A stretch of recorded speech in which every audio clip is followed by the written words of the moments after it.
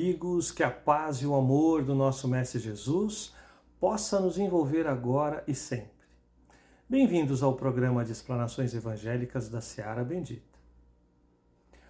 João foi um pescador, irmão de Tiago, um dos 12 discípulos de Jesus.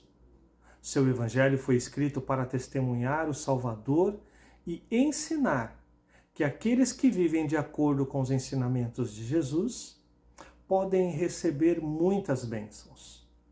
Antes de tornar-se discípulo de Jesus, ele havia sido discípulo de João Batista, aquele mesmo que batizou Jesus nas águas do Rio Jordão. E por isso, o discípulo João tinha conhecimento sobre a vida de João Batista.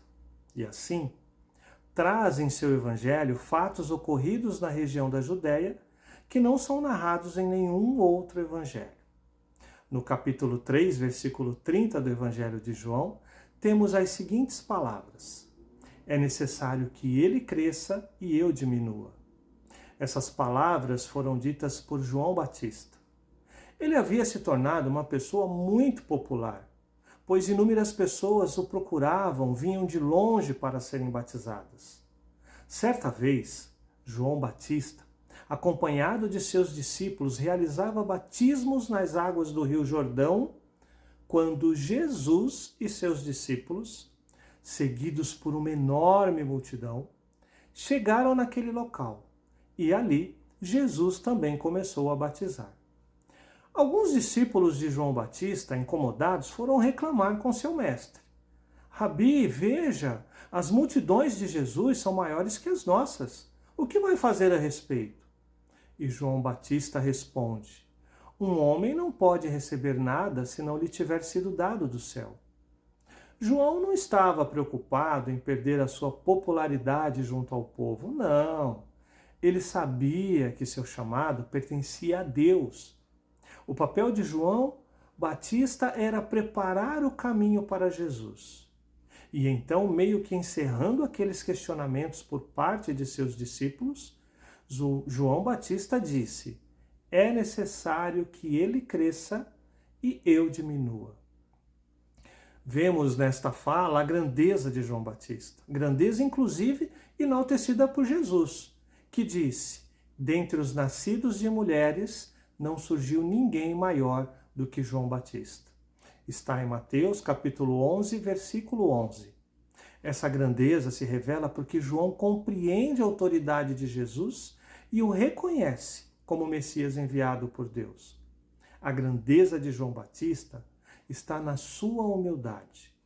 E é sobre humildade que somos convidados a refletir neste momento. Jesus nos deixou ensinamentos sobre esta importante virtude. No Sermão da Montanha, nos falou que felizes serão os pobres de espírito, porque deles será o reino dos céus. Mas que reino é este? Certamente não se trata de um local geográfico, mas um estado de espírito. Atingiremos este estado quando nos tornarmos espíritos felizes. E quem é o pobre de espírito citado por Jesus? É todo aquele que reconhece a sua pequenez diante da grandeza de um espírito como o de Jesus. Os pobres de espírito exibem uma genuína humildade e são despojados de todo orgulho. Essa pessoa não se coloca acima dos outros, mas abaixo. O Evangelho está repleto de versículos que nos falam de humildade. Mas vamos relembrar juntos 2 momentos onde temos Jesus ensinando pelo exemplo. Evangelho de Lucas, capítulo 14, versículo de 7 a 11.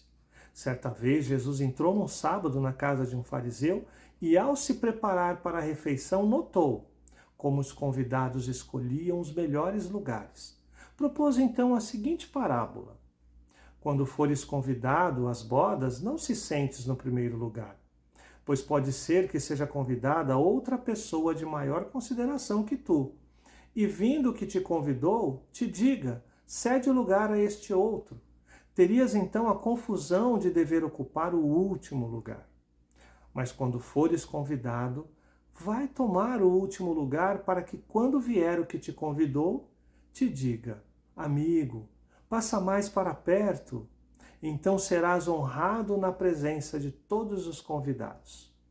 Jesus finaliza essa parábola dizendo que aquele que a si mesmo se exaltar será humilhado, e aquele que a si mesmo se humilhar será exaltado. O outro momento está registrado em João capítulo 13, versículo 1 a 17.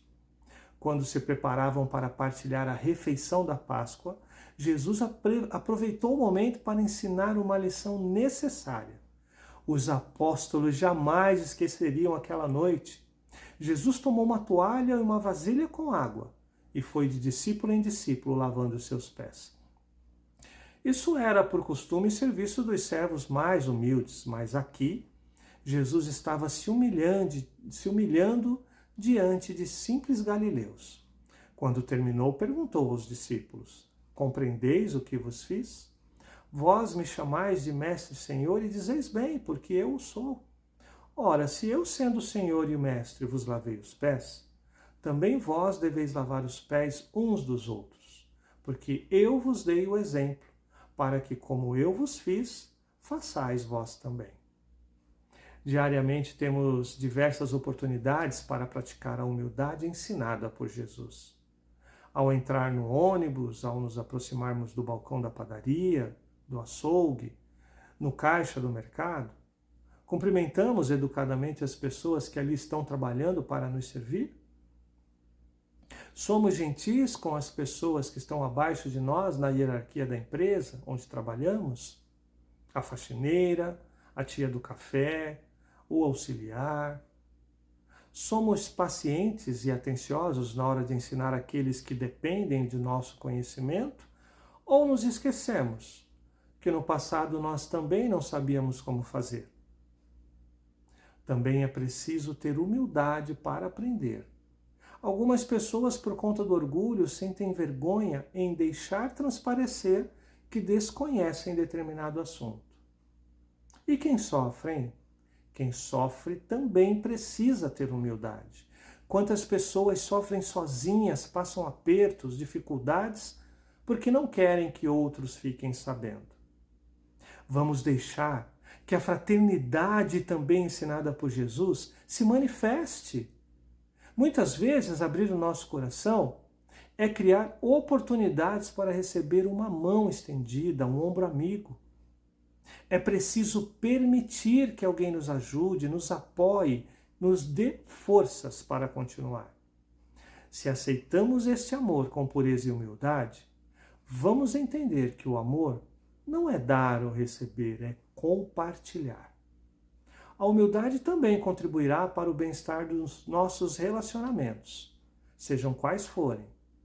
Muitos irmãos possuem dificuldade em reconhecer erros, pedir desculpas, e isso acaba contaminando a relação. Para nos tornarmos espíritos felizes, precisamos aprender e praticar a humildade.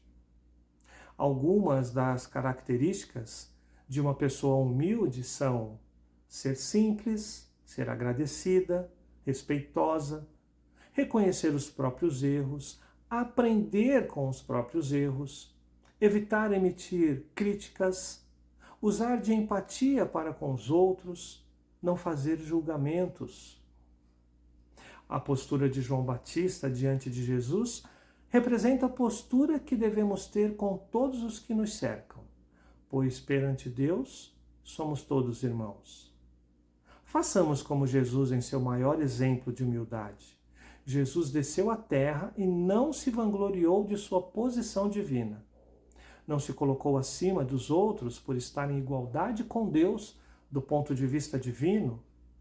Pelo contrário, ele se anulou como divino e se igualou aos homens. Depois, sendo reconhecido como homem, humilhou-se ainda mais e por isso Deus o exaltou. Quero finalizar com o trecho de uma mensagem de Lacordaire, registrada no Evangelho segundo o Espiritismo, capítulo 7, Bem-aventurados os pobres de espírito. Instruções dos espíritos, o orgulho e a humildade. A humildade é virtude muito esquecida entre vós. Bem pouco seguidos são os exemplos que dela se vos tem dado. Entretanto, sem humildade podeis ser caridosos com o vosso próximo?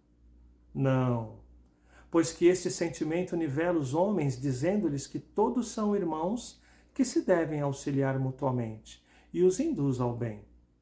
Sem a humildade, apenas vos adornais de virtudes que não possuis, como se trouxesseis um vestuário para ocultar as deformidades do vosso corpo.